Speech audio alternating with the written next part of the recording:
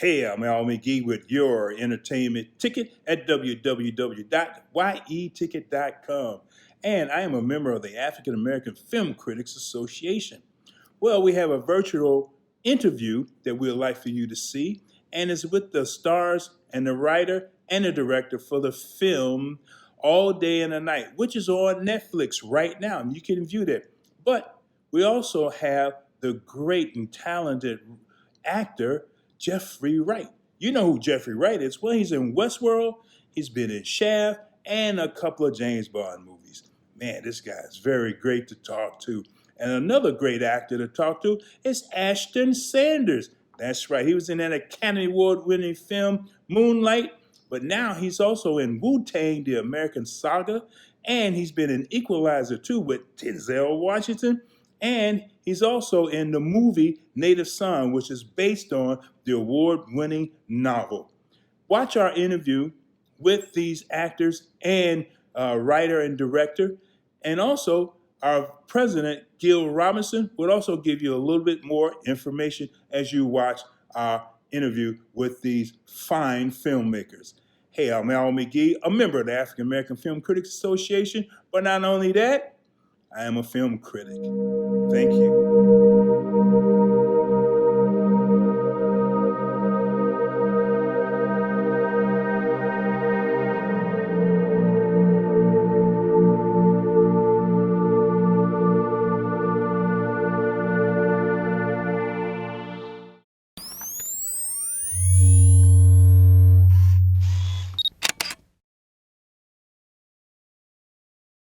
All right, well, I'm Gil Robertson, the president, co-founder of the African American Film Critics Association.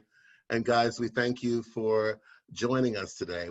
Our membership, if you don't know, is comprised of about 60 plus Black journalists who live largely in the States, but we have a few expats overseas and in the Caribbean.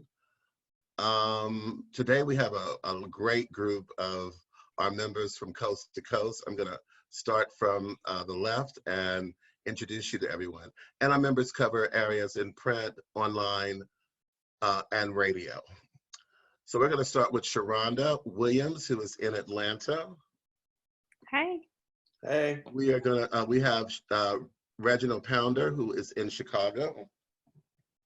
Hey, you guys. We have Mercedes Williams, who is in Pittsburgh. Hello. We have Anthony Johnson, the movie brother, who is in Houston, Texas. We have Albert McGee in sunny Florida. Hello, everyone. We have Rasha Penrice, also in Atlanta. Okay. We have the lovely Katia in Philadelphia. Hi, guys. We have Ray Cornelius at WCOK Radio in Atlanta. Hello, everyone. And we have the Curvy critic, Carla Renata, in Los Angeles. Hey. And then we have the voice of God, who actually, it says it's Gil Robertson, but it's our producer, Edward Adams. So, folks, we have Emmanuel in Chicago. Sorry, brother.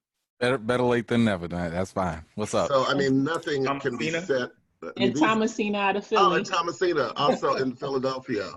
I couldn't see. There's so many folks on today, but we're going to go ahead and jumpstart this. Obviously, this is an incredible group of brothers. We have ranging from, I mean, the superlative talent of Jeffery Wright. I think one of the members said, we'll share that later. It's someone who we've enjoyed watching and speaking with over the years, to an awesome new find in Ashton, who, I mean, man, from the first time I saw you in Moonlight on through to your subsequent projects, you just keep getting better and better and better. And we're so excited for you. And then Joe, the man who created Black Panther. Words can't even begin to express how much that film has meant to our community in particular. Without further ado, AAFCA, do your thing. Good afternoon, everybody. My question is for Jeffrey, Katia Woods, Couple Social out of Philadelphia. You have not been a stranger from playing characters that are flawed and have issues. What made you say yes to this character, and what was important that was portrayed on the screen? Because, you know, sometimes roles like that can fall into stereotypes. Well, that's because I'm flawed and have issues. So that's what drew me to some level. But it was really after meeting with Joe and having him describe what he was trying to achieve, and he can tell you obviously better than me how personal this is for him.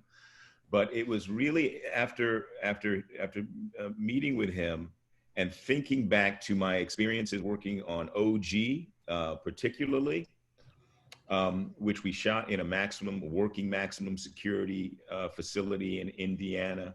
My co-stars were largely incarcerated men. I spent time, over the year leading up to that, visiting the prison, meeting with them, speaking with them. And then of course, when we filmed, it was 13 hours a day, for 6 weeks on the other side of the wall. Had a lot of time to hang heads with them, and it was like 100 expert consultants on set at any given moment. They knew that story far better than I, and they were trying to transfer to me something of their knowledge and their experience. And in talking to them, there was a universality to their stories that was really just really enlightening for me. They talked about the ways in which they had been the product of dysfunctional homes, abusive parents, negligent parents, often the father, drug addicted. A lot of these kids were kids, 34, 35 years old, who were products of the crack epidemic. These were what, as were crack babies, so, spending time with them and just hearing the story of the father from them drew me to this opportunity to work with Joe on this even further, because it was another way to talk for me to engage in this conversation around incarceration and criminal justice, but from a different angle than the angle in OG, from the angle of this troubled father who himself is caught up in a cycle that is perhaps his only thing that he can bequeath to his son. It's like the only thing, the most powerful thing that his son inherits from his father is this life that leads him toward incarceration. And those were stories that I heard specifically in Pendleton and witnessed of fathers and sons in the same facility. So that was the most recent thing that really, that experience that really compelled me to do this, let alone, my, life growing up in Southeast DC, and the experiences of that and of my family, let alone all that, but specifically my time working on OG was one of those, was the previous the previous steps that led me to this project. Thank you so much. Hi, this is Thomasena out of Philly. Mr. Cole, I read that you said storytelling for you was an exercise in empathy. I just want to ask you to expound on that a little bit. And Mr. Wright and Mr. Sanders, comparably, what is acting for you, and how do you find the empathy in portraying darker characters like Jakor and JD? Yeah, I feel like great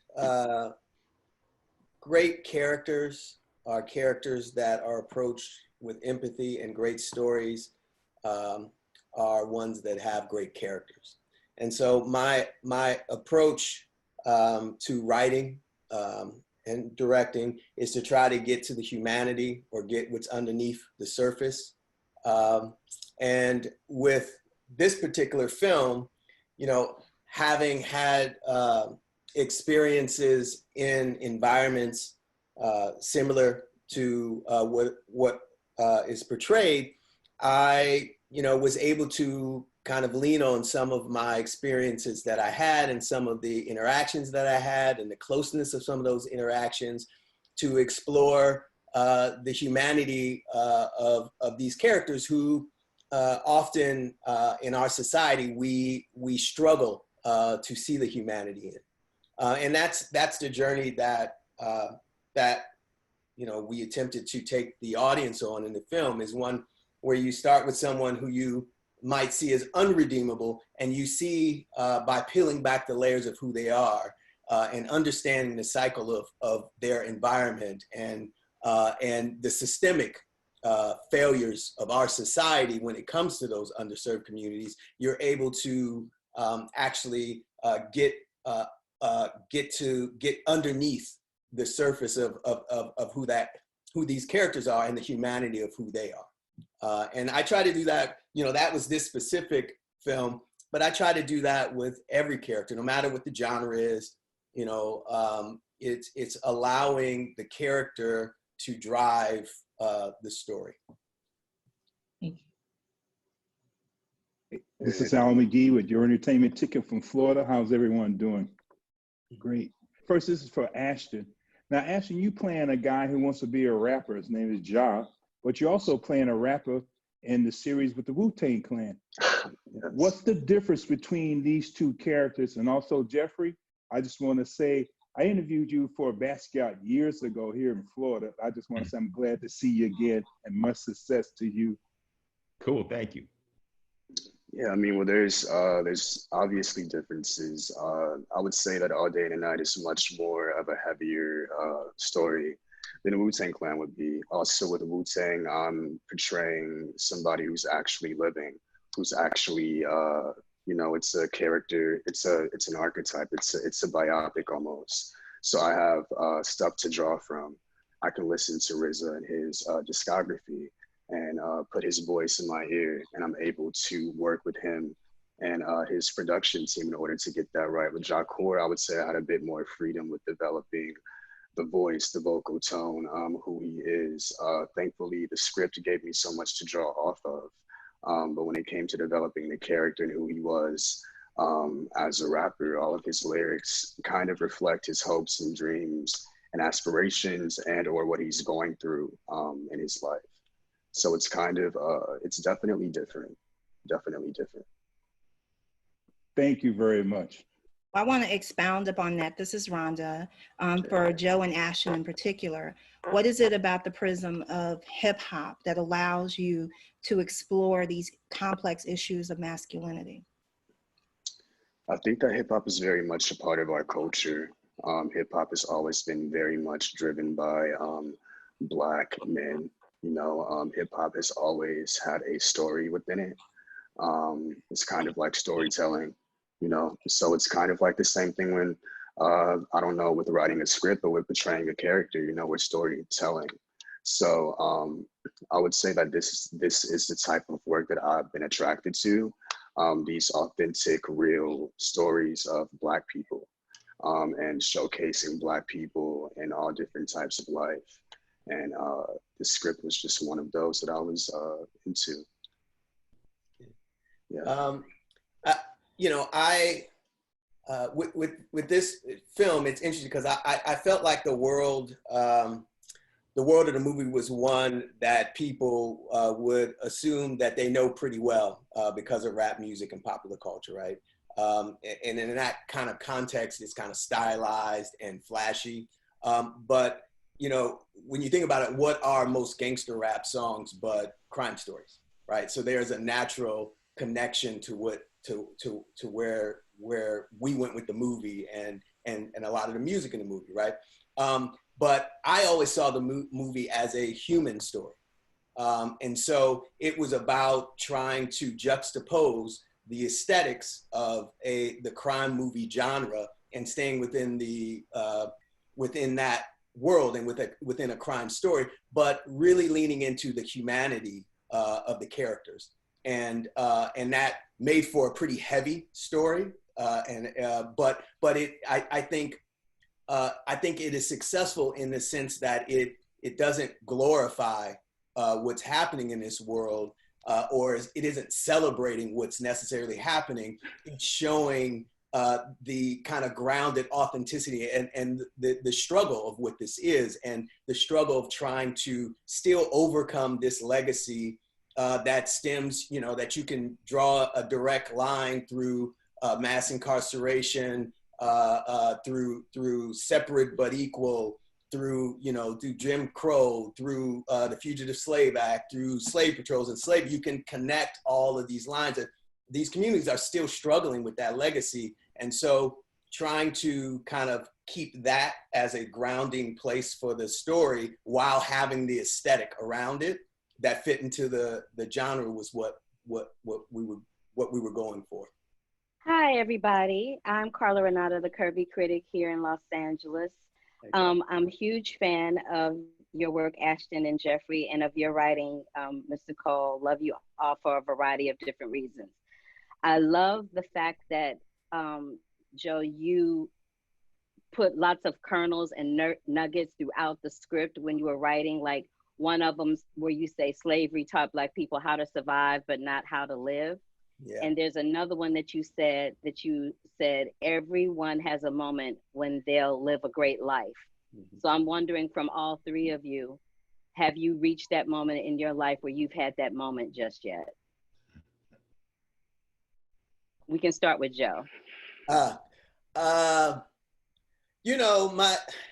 It's interesting. My grandma used to say that my family didn't grow up with a silver spoon in our mouth. I traversed the world of this story at different times, as a fly on the wall, but, based on our socioeconomic background. But I never once doubted that I would be successful, because part of that was the love of my family.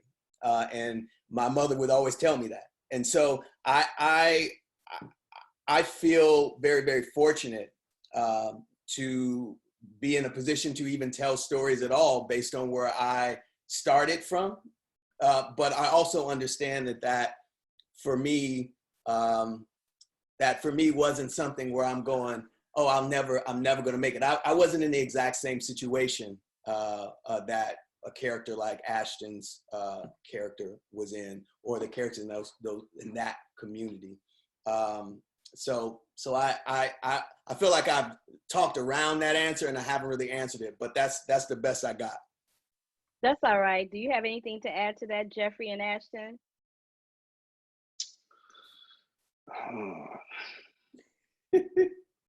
It's definitely like kind of a difficult question to answer. I'm definitely blessed in my life and in my career. Definitely thankful to have the opportunities that I have to be able to make the work and collaborate with people that you want to collaborate. So, I mean, a part of the answer is yes, but also there's different avenues in life that we are dealt with, right? That we also have to acknowledge. But yeah, it's an open-ended answer for me, man. Yeah. Yours was better than mine. No, it wasn't. It wasn't. It definitely wasn't. All right, cool. Thank you. Well, I want to hear Jeffrey. Jeffrey, let's hear Jeffrey's answer. Yeah. Well, it kind of, we were asked something similar earlier, and my answer kind of relates to what Joe was saying in some regard, because it's all relative in some ways, but I think there were moments, and it relates to the film, there were moments in my childhood where I found joy and where I found a sense of place. And that was through my family. And there was, and the thing that came to my mind were very specific memories and around the same event. And the event was a thing that would get me up in the morning at 4:30, and nothing gets me up in the morning at 4:30. If I'm barely asleep by then, but 4:30, 5 o'clock in the morning, I would be getting up as a kid, like willingly, and heading out on my grandfather's boat. My grandfather was a waterman or oysterman and crabber down in Virginia on the Chesapeake Bay. And he would, on Saturdays, occasionally, he would take the family out and friends, and we would go out and we would fish until the fish ran out. And those days were perfect in my eyes. And they told me at that time, they kind of programmed me with thinking that I could, you know, we could find place, and we could find joy, and we could find greatness. And so it wasn't defined by accomplishments. It wasn't defined but it was defined by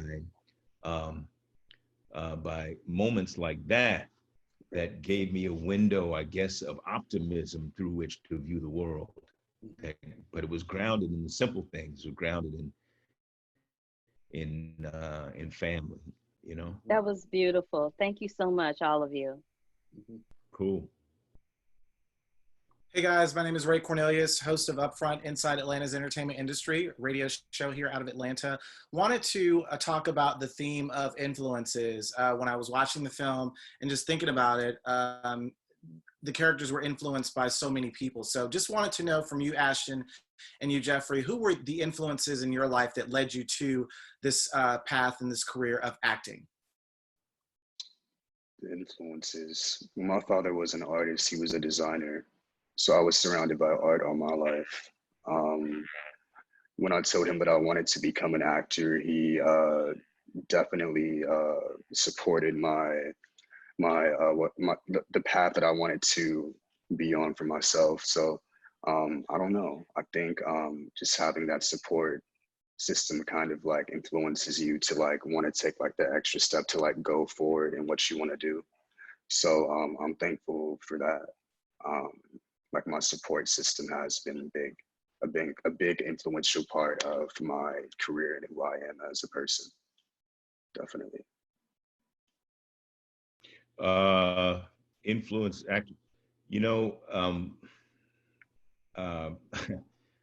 there were a couple, I guess. You know, I didn't know my father. My father died when I was young, when I was one. But when I started acting, a very good friend of his, when I, you know, said, well, you know, your father was always a song and dance man. He just never made it to the stage, you know? So there might have been some hidden influence there. You know, I mean, going back again, my grandfather was an incredible storyteller. I mean, he would hold court. And his house, you know, he, you know, as I said, was a waterman and a farmer. You know, he up, you know, out on the water, coming back home. Then he'd go out and do his fields, you know, and, you know, he would grow vegetables, and he sold everything from the house, including he sold liquor. Because there was, you know, this was down in Tidewater, Virginia, and there were a few houses along the way as you were coming home from work where you could stop and get you a taste. And his was one of them. And so those were like stages. His kitchen was like a stage. You know, by the time he got in there, he was just, I mean, there were, you know, lies, as it was called. He was just performing, you know? So in some ways that, you know, no doubt had an influence on me, particularly like as relates to this movie, again, in terms of language and enjoying the music, the various, dialects and tones of Black American language, you know.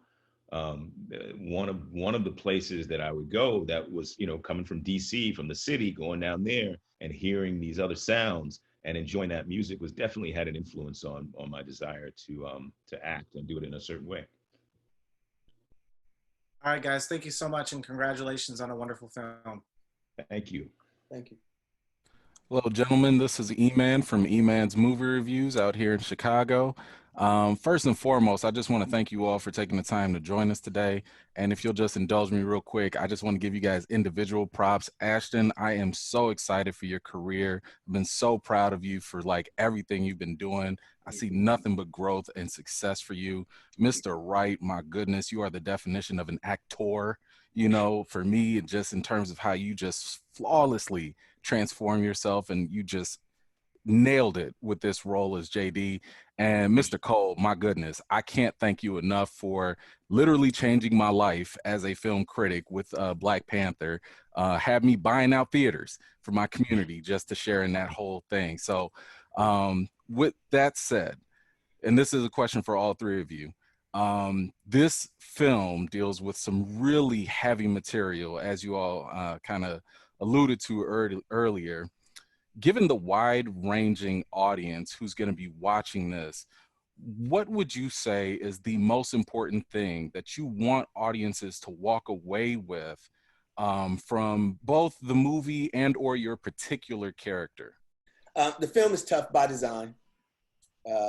It asks a lot of the audience, right? So it's asking you to enter this world where hope is scarce for 2 hours, where the fear of violence and emotional toll on the character surviving in this world can at times feel suffocating. But it's asking that to create a sense of what it might feel like to walk in these characters' shoes, right? So it's trying to get us to connect with the humanity of characters who we might not normally consider in that regard. And to accomplish that, I tried to the best of my ability to create an authentic depiction of what's happening within the framework of a crime story and the psychological and the human cost of that. And so, what I would hope that people would take away is that they would, one, be entertained, right? So you're taking this journey of trying to entertain someone, but also that they would look at people within underserved communities and underserved communities in a more humane light. That people have conversations about how, in a lot of ways, humanizing characters like JD and characters like Ja helps to humanize all of us, because oftentimes we all get painted by the same brush as African Americans. And so just trying to broaden out that conversation is what I'd hope people would take away from the film. Ashton? That was a great answer. That was a great answer, Joe. So I'm gonna just go with that one. I miss you, man. I miss you too, dude. I know. Anything from you, Mr. Wright? For me, no, I'm going to let the writer speak. Yeah. Fair enough. Well, thank you so much. Thank you, bro. Okay, hi everyone. My name is Anthony Johnson, the movie brother out of Houston, Texas. Got a chance to screen the film last night. I got to tell you guys, I really enjoyed it. Outstanding cast, performance by everyone. And question is for you, Joe, around, well, I'll piggyback on something you just said about the fear of violence, because, there were a lot of times as I watched this film, I had that fear, right? Where I thought something was going to happen, but it didn't. Is that just by happenstance or by design? And then a broader question just around how this story came about. How'd you come to write this? What personal components, if any, are related to the story? I'll talk about the violence first, and I'll talk about my connection to it. I think my goal as a filmmaker is to affect the audience, right? And I think the world of the movie is a violent world. I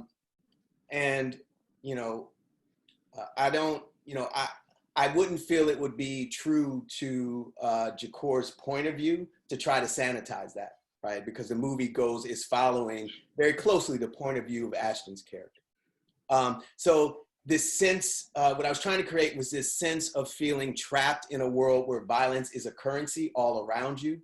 And I think that that's critical to walking in that character's shoes, right?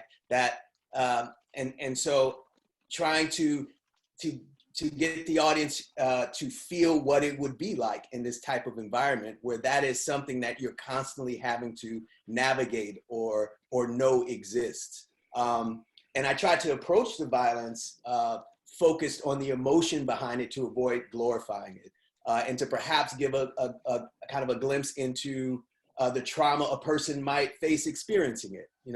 violence is a big part of Ja's journey in the movie, and the fear of violence is a big part of that journey. The anticipation that you speak of violence, whether it comes or not, it has a psychological effect on you as a person. Now, in terms of me, I, without getting into too much detail, I was the final, I guess, touch point for me, or the touch point for me to want to make this film was hearing about someone who had murdered someone who was close to me, and finding myself feeling sorry for the person, for the murderer, feeling sorry for this person based on the systemic and dehumanizing conditions that often the poorest among us are forced to live. And so for me, the idea was I needed to try to humanize this, to humanize characters and people in this world by peeling back the layers of who they are, so that we can see that they're the sum of their parts and not the end result. So yeah. Hi, I'm Mercedes Williams, the movie scene queen out of Pittsburgh, Pennsylvania, here locally, owner and film critic. I have like a twofold question, and it's kind of, I have a son of my own, so I'm wondering from you guys as the actors, what was the overall theme or message you would want young African-American boys or men to get? And then also, can we talk a little bit about the women cast? Because we talked about how great you guys were in the movie, and you guys were exceptional, but specifically some of the new women faces we were seeing, their strong roles, Sonna's wife, always putting guns in people's faces and tough. And how was that to work with that Black girl magic on screen, and also being able to introduce the world to some new African-American faces? I think our female cast is awesome. Yeah, Kelly, I only got to work with Kelly and Shakira, but yeah, they killed it. Very heavy roles that they had to take on. So it was refreshing to have the same type of energy being on a set. I think there's like a lot of themes within this film, one being nature versus nurture. The nurturing coming from the women in the film for Jacor.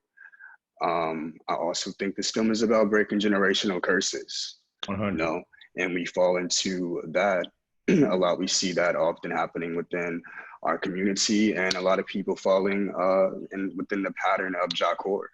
Like I'm not far from it, Joe's not far from it, Jeffrey's not far from it, which is why I feel like we all connect to the script so well and to the story. So I think when people watch this film, Black young men, I feel like it's a time to reflect on where they're at in their lives and where like they can possibly be. And that's how I feel about it. So I feel. No, that's I echo that as well.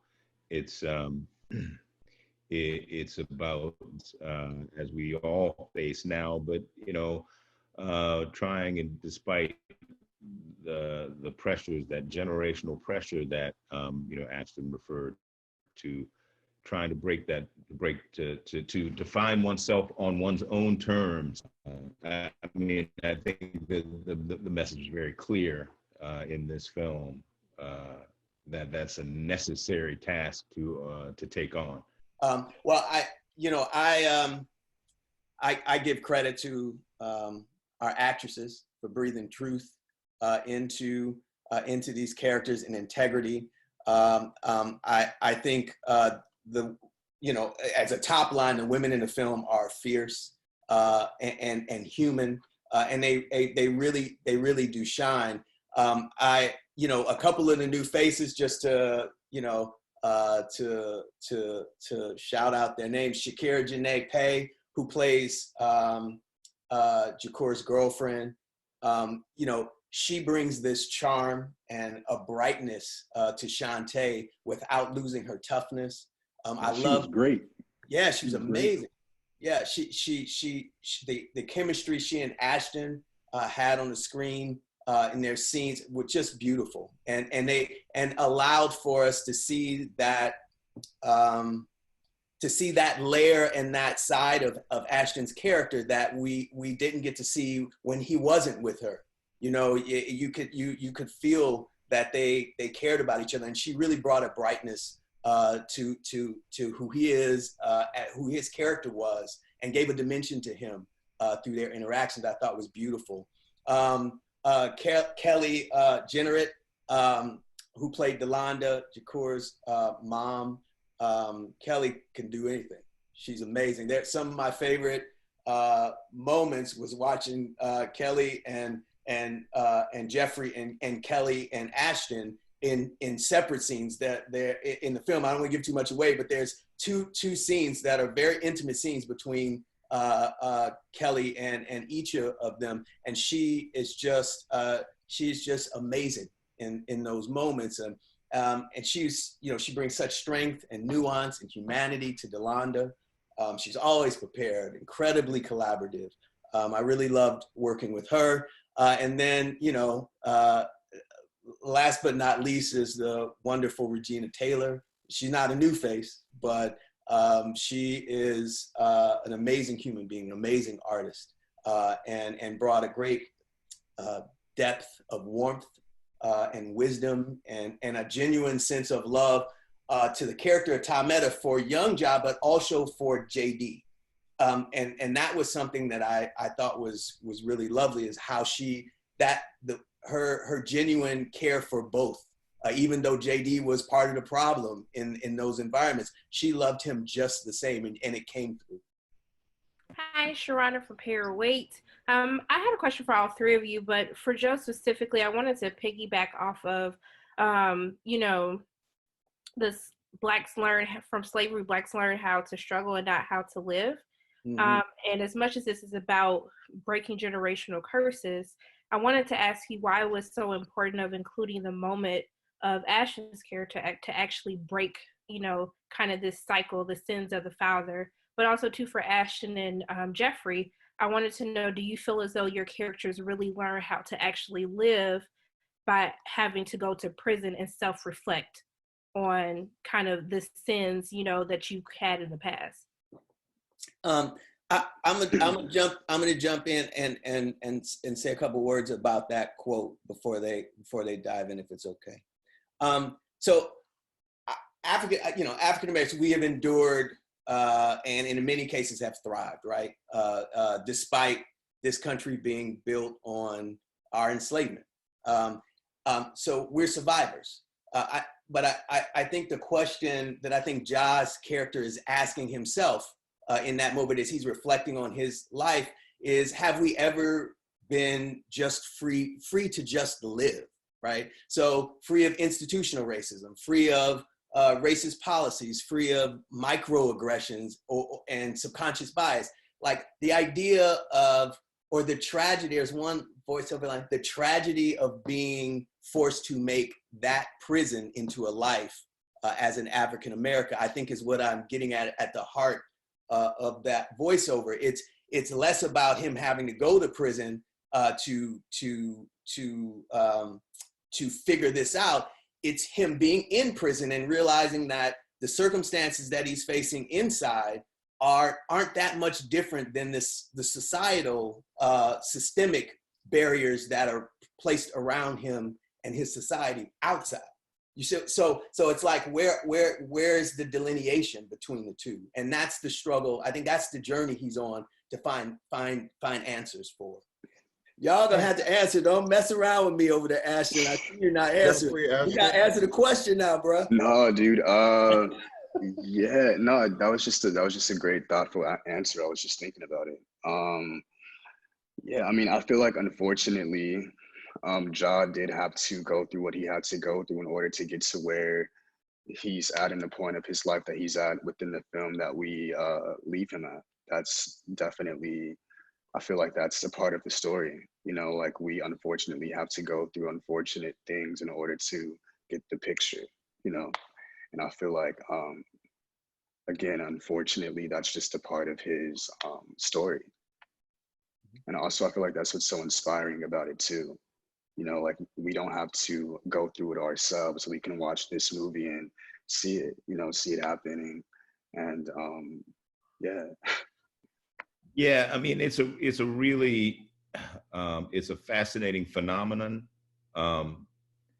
and as far as these characters go, and I think, you know, perhaps to some extent generally, I think the issue is the incarceration or the imprisonment before the walls, being imprisoned by missed opportunity and absence of opportunity and absence of resources. I mean, there, in some ways, again, going back to this experience of being with these men for so long on the inside, it was very clear that their path was set early on. By the time they were 5 almost, they were already in prison, even though the walls weren't apparent. And so that, you know, once the walls do kind of close in, yeah, there is often, you know, often they become a chrysalis for, you know, a kind of metamorphosis. I mean, Malcolm X is the apex example of that. And I can't really answer this question because it's always been a conundrum, a puzzle for me, and it's a major tragedy for me that chrysalis can't exist or doesn't exist often, you know, prior to the walls closing in, you know, and that put and that's the nature of the imprisonment outside the wall, is being imprisoned in a lesser self, and being imprisoned in such a way that the greater self can't find room to flourish. And somehow inside the cell, you know, in isolation, it's actually more possible than it is on the outside in some cases, which is a weird tragedy. Hi, this is Reggie Ponder, the real critic out of Chicago. I'll echo what everybody else has said about you guys. Thank you so much for bringing this to the big screen, and thank you for the work that you guys have been doing. Mr. Wright, when you were doing We Are Not Done Yet, you talked about PSTD, and in this environment in which you guys find yourselves as characters, there seems to be a lot of PSTD happening with these characters in the life and the environment in which they live. There is a scene in there where the Joe puts where you turn around to your son and you actually tell him he's going to be better than that, he is smart, that he is good. But it just seems like that whole statement that you said the path was set before they even got started. Can you talk about the whole PSTD thing in terms of living in this kind of environment and trying to make it through? Oh, no question. You know, the ways in which trauma, you know, injures us individually and also collectively is pretty apparent in you know, in underserved communities. And there, you know, I appreciate that you saw that piece. We're Not Done Yet, but yeah, PTSD is, I think, a too often unspoken issue in you know, Black. The idea of, you know, of good mental health. We don't seek out or have access to therapy, but we self-medicate when the more constructive resources are not there. So yeah, I really appreciate you saying that. And I think trauma and the role that trauma plays as actually is perhaps, you know, the great white elephant in the room. Great. Guys, it has been a tremendous opportunity. We thank you again for your time, but we're looking forward to seeing you in your next projects. And again, kudos for your work on this piece of work. And thank you, Netflix. Thank you. Thank you. Thank you.